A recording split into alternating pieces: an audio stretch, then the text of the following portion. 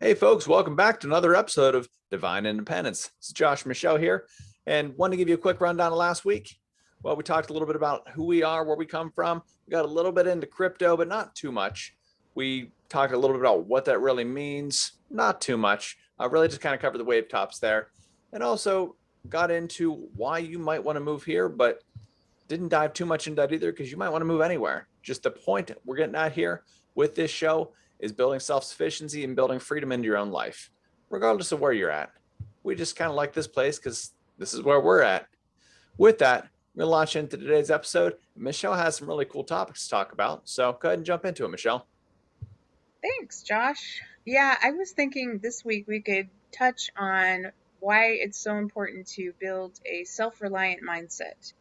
And also to kind of what goes along with that, what the proper role of government should be or is supposed to be, was designed to be in our world, because it kind of goes hand in hand. As we become more dependent on government, we become less self-reliant. And that could be a problem, don't you think? Oh, absolutely. So you have this ever-growing nanny state that you just learn from childhood on up is there to take care of you. And I have a problem with this anytime I talk to my dad as well, because he's very avidly opposed to any mind-altering substance. So and cool, whatever, but he will allow it in his home. So if his girlfriend wants to have beer or whatever, like she'll have beer over at the house. He's in this weird thing though, where well, it's government's role to do that, and he's one of those small government Republicans who really, yeah, small government and things I don't like, but big government in places where I want to enforce my moral authority over you. So he believes government should pursue a war on drugs. Government should ban alcohol. Government should ban all, basically everything. But it's that belief there where it's not my responsibility to do it. I'm responsible for me, and the government's responsible to keep everyone else in line. Yes. But I think the thing is we're so used to this nanny state. They've become such a nanny state that and that's why I wanted to talk about what do you think the founders intended without diving too deep, what the proper role, because we could, right? We could go on philosophies, we could talk about the Federalist Papers, we could really dive deep in what their vision was. But just to kind of summarize what the proper role of government is, I think that's important to know. That is heavily debatable. So what the proper role of government should be is significantly different from what the role of government is. Here we go. I had to pull it up here. It's American Nations, A History of the 11 Rival Regional Cultures of North America. It's a book. I have it on Audible. I have nine hours left in it. So I think I'm like 30% of the way through. Who's the author? Colin Woodard. I'll put a link to it in the show notes. Okay. But the reason I bring that up is because the intention behind the founding of the nation, I think, is highly debatable with the knowledge I gained from that book. The aristocracy that kind of founded that region was a big follower and believer in John Locke, who, sure, freedom, absolutely. But when they said freedom, what they really meant was freedom for the aristocracy, not for the lower levels of the caste system. And so it was commonly understood at that juncture. And so whether or not the founding fathers followed that philosophy precisely or followed our modern belief of what their philosophy was, I don't know. And I think it would take some really in-depth reading there, and even with some really serious research, I don't know how you could necessarily get through that because it was just assumed. So anytime they would speak, yes, freedom is crucial, but I don't know, are you talking about your freedom or our freedom? Well, I think the evidence and the answer to your questions are in the Constitution itself, because the Constitution was written to restrain government. Agreed. It's a charter for kind of like a thou shalt nots for the government, and you can definitely see that in the Bill of Rights. That's where I'll disagree with you. It is Okay. a thou shall. Basically, essentially, Oh, the thou shalts on our right. end, Yeah, essentially, it restricts them so much. Like these are the specific things you're allowed to do. except for the Bill of Rights. I mean, that there are shall not be infringed. I Yes. get it, but it's like I'm not even necessarily disagreeing with you. Just Oh, I, it, just the I, way I said it, I'm basically. violently agreeing with you. It's okay. because But it's so tightly wrapped that the federal government shouldn't be able to do anything. Yet here we are. yeah, they had specific tasks that were reserved for them, and they have taken that and have uh, slowly infringed on our own rights. Right now, we're dealing with that with freedom of speech, and we can't even have civil discourse anymore. And as soon as that's over, I mean, that what's left, you know? You know, I'm gonna have to look for that too. I haven't actually read it or anything yet. I saw another book today about and it covers like Sean Hannity and Rachel Maddow splitting it in half, how the media causes us to hate each other or despise each other or something like that. I don't even know if that's the government so much as it is the shift in American culture that we just hate. We want to hate each other. And every movement has to have a boogeyman, no matter what. It's just now there have been two parallel movements created, and the boogeyman is the other movement, and that is the left and right foot of tyranny moving forward. Hmm. I guess what I'm referring to is like our tech companies and the social media companies that have sort of allied themselves with government officials.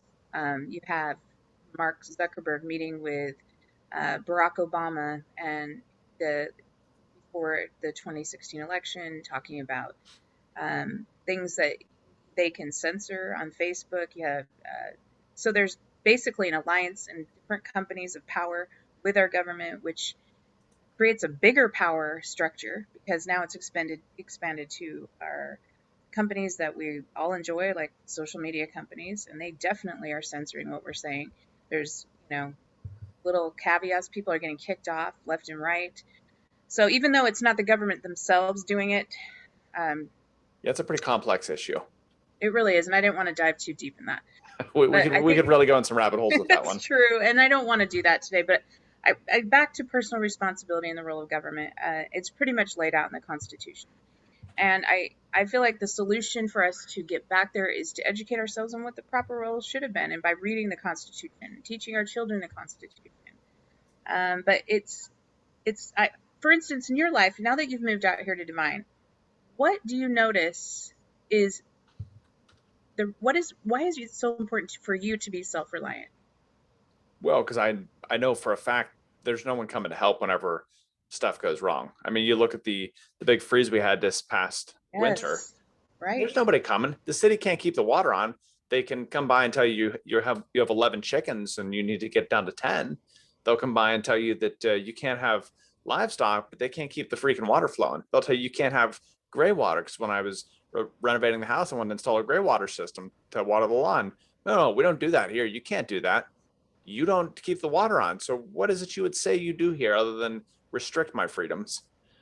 So yeah, self-reliance is just when stuff goes to crap and back, I need to have the ability to take care of the kids. Yeah, And that's and that's been the yourself. thing. No, for sure. Yeah. I mean, you can't take care of anyone else until you take care of yourself. Exactly.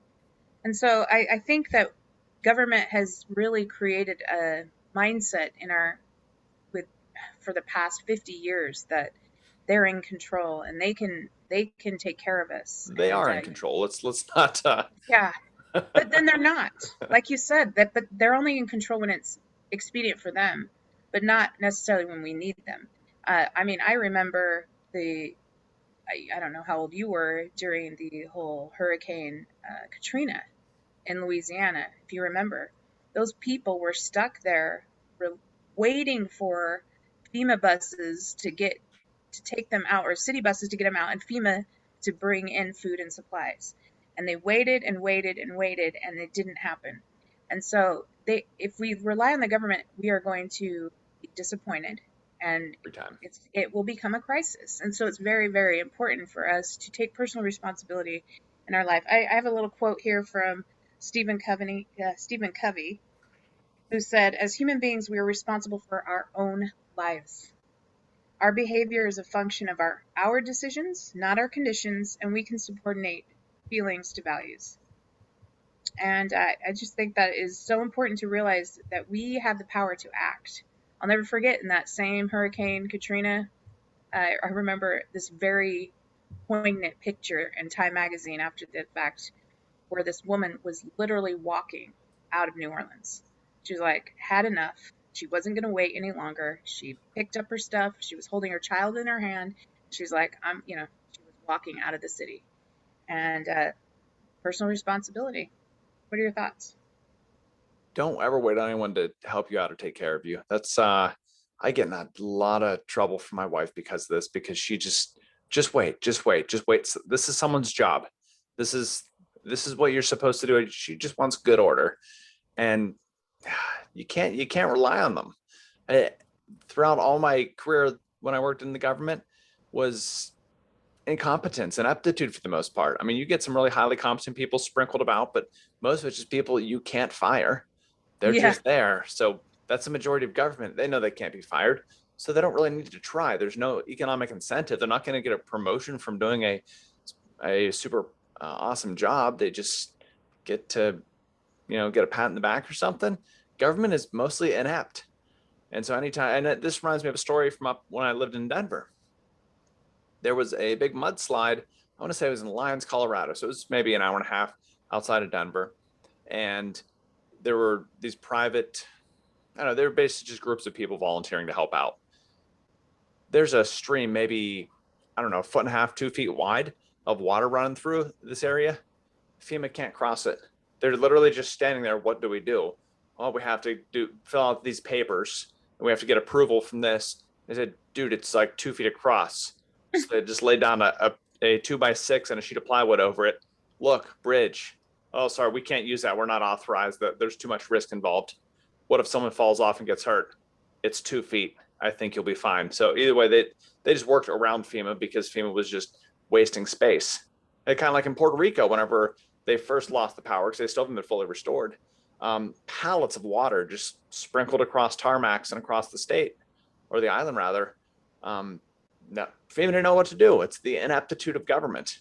Not being able to take the initiative, waiting to be told what to do, or worried about being held accountable. What's the thing they say in the military? COA. Cover your ass because you don't want to get CYA. CYA. Co is a course of action. Oh my gosh. Sorry, I messed up the military thing. But yeah, it's that whole thing. Now contrast that, Josh, with a community of people that are all self-reliant. You have your you have your farm, I have mine. You have your strengths, I have my strengths. Our neighbors. If everyone was self-reliant and there was a crisis and we got to know each other, we could really help each other, and because we're not constrained by those government things that you're talking Well, about. you're hitting on a really important point there. We say self-reliant, but for some things, because we all have our strengths and weaknesses. I can be self-reliant in certain aspects, but that community thing is really, that's the strong point there, is you get a little bit of help from each other. Like no one's going to make 100% of their own food. If they do, they're going to be really unhappy with the lack of diversity in that diet. So yeah, maybe I grow my sheep and you grow some vegetables and some chicken, and got the other neighbor growing some vegetables, and well, there we go. We got our food taken care of. Exactly. And we are interdependent.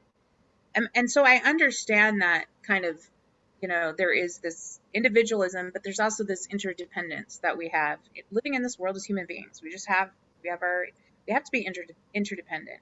We can't do it all. And we need to recognize we can't do it all, but we do what we can. And then whatever we lack, we can, we can build a community that makes up for what we lack. And that's what my dream is. That's the vision I have for this little town that we live in here in Devine. Absolutely. And hopefully one day when there's a city council meeting and they're bringing up for vote something important, we can actually pull all those members together for that city council meeting to, I'll tell you, if they can start a near riot to save an audit or save the manager of this golf course from an audit, which I don't even think the guy's doing a bad job. It just wanted clarity on where the city money was going, almost $400,000 a year. And there was a near riot because there was a request to audit him. So if they can start a riot over something like that, I think we can rile up a little bit of noise with folks to maybe allow more than 10 chickens, or maybe allow some water catchment, or just some common sense stuff that where the city's trying to keep us under a Basic, thumb for no apparent reason. exactly. Basic infrastructure would be nice, right? Yeah, seriously, not blowing out And a tire. even maybe like a warming station at a You know what I mean? For those poor people that during that freeze that were, well, don't have the fireplaces and they're Oh, 100% there dependent were on. almost 10 people that died during that storm because of carbon monoxide poisoning. Because someone did him a favor, brought him over a generator, they put it in the house, turned it on, and went to sleep, never woke up. My God. Yeah, it's scary. So I noticed you have some things here that you wanted to share as well about some of the stuff that you noticed on Oh, Facebook.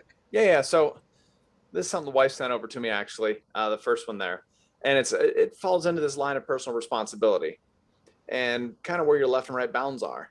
So this, You can share it. Do you want to share the video or not?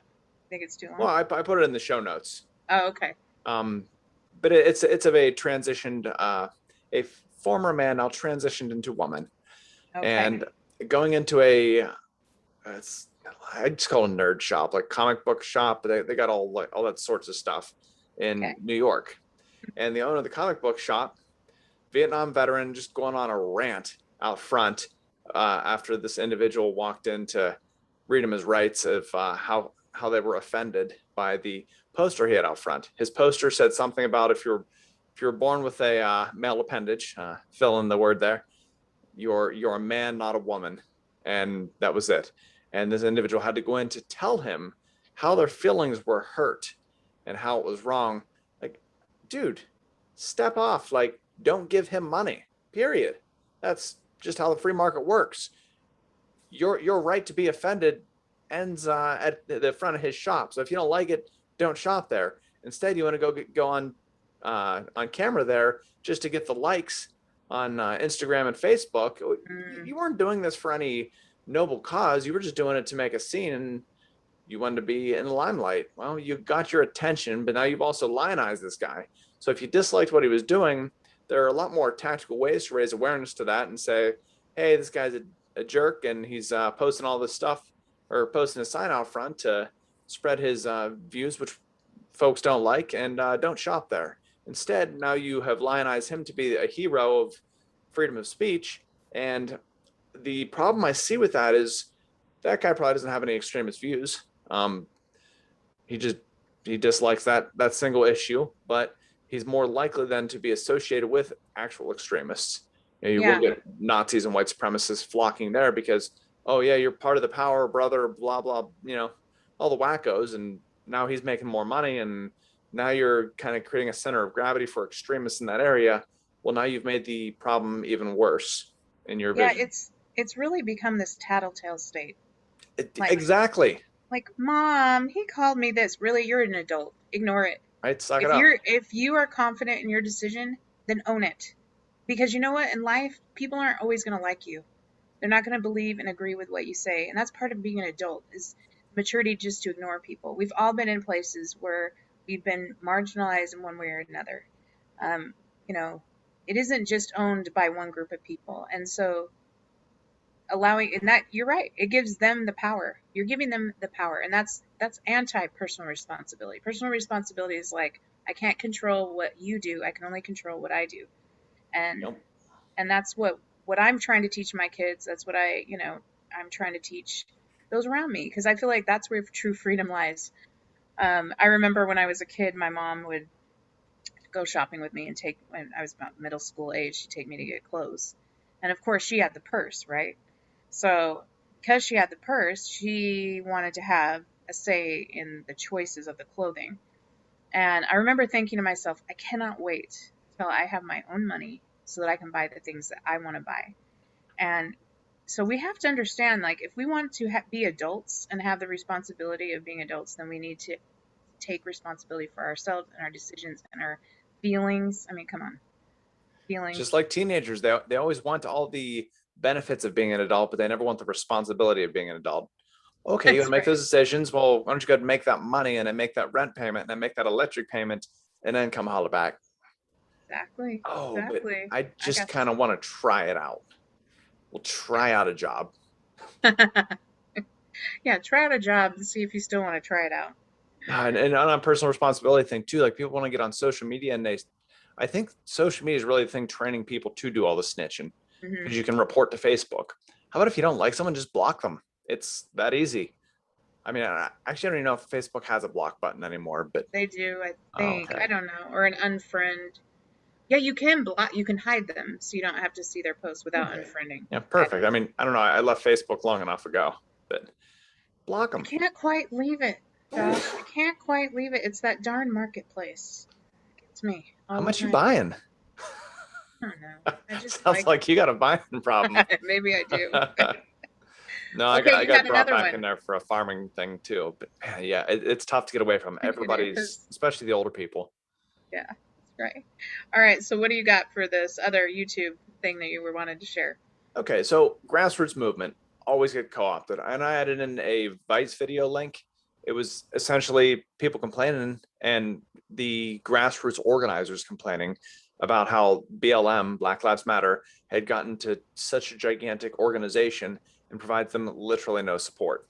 So people were donating to this cause, and they thought it was going to support their community, but instead, it's just buying the heads of this organization multi-million-dollar homes and giving them stupid annual bonuses because well they got billions of dollars and well they made money. But you actually interview the founders of it and oh we're not putting on events, you know, we gotta get drinks for these events and get you a soundboard and do advertising. That's not what these people wanted. And they're all upset about it now. Well, what did you expect? Did you just think this big nanny state of our organization was just going to come in and magically make your problems go away? No, it's you again. And most of these were people actually doing things that they believed in. They were taking the right steps, but they still had some expectation that someone else was going to come in and solve the problem. And that's not how it works. You have to start at that community level. You can't expect some overarching federal government or federal government, uh, I guess, lobbyist group to solve your problems. Yep, that's right. And And the thing with those groups, well, any group, human nature is when you give people just a little bit of power and they start to get corrupt. And so I have no doubt Black Lives Matter at the beginning was a great organization and it was organic. It's maybe, I don't know, maybe it wasn't, but it there was a seemed like mix. There it. was a mix. I mean, there were definitely some hardcore racists in it, but I mean, the core point of ending police brutality against black people, like I get it, But but then the top people, right? The right. top people, the decision makers, they get a little taste of that power. And then they get a little bit of bribery with other groups. And then before you know it, they're the very corrupt people that you're talking against. They Yeah, become just like in that book Animal Farm by Orwell. exactly like that. You And so know, the parallel I draw to that is the Tea Party. So that was just an anti-tax thing or a reduction of tax thing, and it was co-opted by the Republican Party. So Democrat Party co-opted BLM, Republican, and you know Nancy Pelosi's raising her fist, taking a kneel while doing literally nothing to actually help the movement. Just it's all performative garbage. Republican Party co-opted the grassroots movement. What was that called? Yeah, the Tea Party. There, I mean, everything falls into one of two categories. You know, either you're Democrat or you're Republican. It's it doesn't have to be that way. you have to stick with your local community. Don't even accept help of a political organization. So as soon as they come in, sorry, you're not welcome here because those are the people that destroy it. Also, they can pick up a few votes. That's right. They're just there Exactly. to use you, just like Yep. BLM did. They used people for money. Yep. That's right. That's Thank you for sharing that. Last thing I wanted to talk about is oh, you had another thing to talk about. Anyways, the last thing I want to talk about, and I'll let you in, is the infrastructure bill that they just passed in the Senate. Did you read about that? I read through some of it, and I was actually reading the crypto part, but I guess there must have been more amendments made after I read it. I I think I had think to go it's back to the like an house. earmark, one of those earmarks, of course. But what they are trying to do is um, to test a new federal tax on every mile driven by individual Americans. Oh, they've been talking about that for years. Yeah, But that's the thing, Josh. We already do that at the with the pumps. gas. Yep. That is our tax. That's how they cut down, tax our mileage is by how much gas we use. And so they are putting in this pilot program to test the design, acceptance, and implementation and financial sustainability of a national motor vehicle per mile user fee. I don't think Americans realize what they're dealing with. So the long-term objective of this is to get us all living in cities. That's And what I why would think you ever too. leave? Walk everywhere. Everything will be in New York City, and you'll have very, very few people live on the outskirts. And some of them will do the supplying of food, but most of those will just be factory farms. Yeah, the objective is to have a point in time where you don't drive. Yeah, why do you think they want us in the big cities? Control. That's what every government wants, control. The government is there for the purpose of the majority to exert force on the minority to have ensure their moral will is enforced. So you're saying that um, they don't feel like they have control of those of us that live out in the rural areas, and that's what they want. They want us in the cities, or what are you saying I would have to better understand the mind of a sociopath. I'm confident. Well, I'm serious. I'm confident. I mean, these people making these decisions are true sociopaths. I don't understand why you'd want power over other people. Most of us just want to. Well, I say most of us. I just want to be left alone. It's kind of like one of those things we say. Most people want freedom until you actually introduce them to concepts of freedom. They don't want freedom. People don't want freedom. They want to be taken care of. They want their neighbor to be taken care of. They want things to be a certain way in their vision. And there aren't many of us that actually want to be left alone. there? I want to be left. But I just wanted to bring that to attention because, the consequences of this are they're going. I don't think that Americans understand what's going to happen to places like Amazon. Are they going to get taxed per mile? Oh, absolutely not. It'll either go into their annual subsidy or tax rebate, or They'll make delivery some vehicles deal. will be accepted or something like that. And same with truckers. I mean, I'm just saying if I could that could affect our food supply. That could affect so many things. And so that's why I wanted to point this out is those little decisions that are made in Washington. They used to not affect us so personally, and now it seems like our everyday budget is being affected by the decisions that they make from day to day. What year was the gold seizure?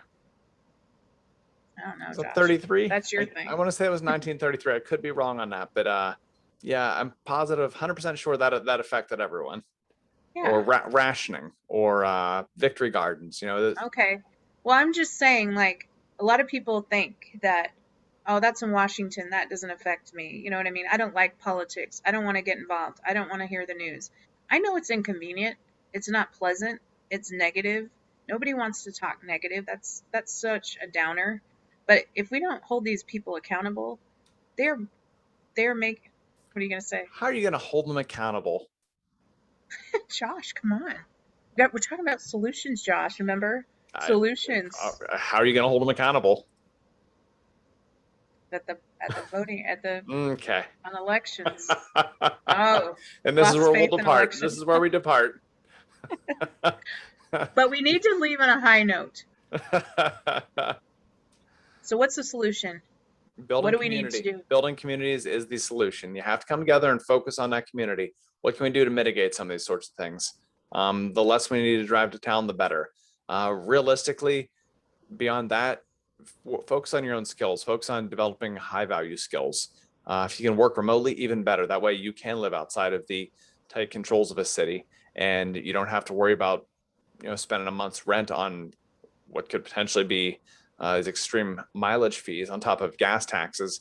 Also, the federal government can continue pissing away how many $1 billion a year in foreign aid and pet projects and research, and Fauci's gain of funding or gain of function research and military industrial complex across the world. I mean, all the pet projects.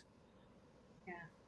We're going to keep funding them until they fall apart. And we also have to look for the upcoming rebasement of a currency. I mean, inflation is so high right now, taxes are so high, spending so high, debt's so high that there is no way out of this. We're going to have to, well, that's a relative term. The federal government, Federal Reserve, the IRS, they're going to have to redo some things. I see us coming up on a central bank digital currency. There's so much talk about it. There's no way that doesn't happen. And I don't fully conceptualize how the rebasement of a currency works, but it's kind of like when we went off the gold standard in 71 there. It just sort of changes things and allows you to inflate the currency a little bit differently. Yeah. And well, I could talk about that and the global reset that they're trying to start. Basically, the same kind of thing that you're talking about, but globally. Inflate money, imprint, create money out of nothing with currency, and what that's going to do to us globally. So, what we can do, we take control of what we can do. We take care of our families. We start small, start a garden. Try to pay debts off so you're not reliant. You're not having to pay Absolutely. payments. Well, so that's an interesting one there. At this point in time, I mean, that's a heavy chain around your neck whenever you're at a job you hate, you can't wait to get out of. And or you could get laid off from that job and lose everything because you can't service that debt. But there is a place for debt. I mean, look at a mortgage. I mean, I got like 2% interest on my house. That's true. There's no way I'm paying that off any sooner. That's basically Yeah. free money. Inflation's higher than that interest rate. So if you get the right interest rate and it's a serviceable debt, it's a smart debt, go for it. Okay. Um, Well, I guess I'm talking about consumer debt. oh, okay, Try to yeah, avoid consumer debt. yeah. Yeah. We Absolutely. same thing. We have same kind of mortgage rates. I think you and I bought around the same time. We Yeah, got a really, really good deal. But yeah, but that's where I'm going to leave my point of view tonight is just trying to work on being self-reliant, trying to work on your own family, building your community. It can be done. Our neighbors are great. Try to learn your neighbors, get to know your neighbors. Don't let COVID scare you into your houses and not get out and meet people. Be and if you're standing. afraid of COVID, reduce your obesity because that is the biggest killer of people with COVID.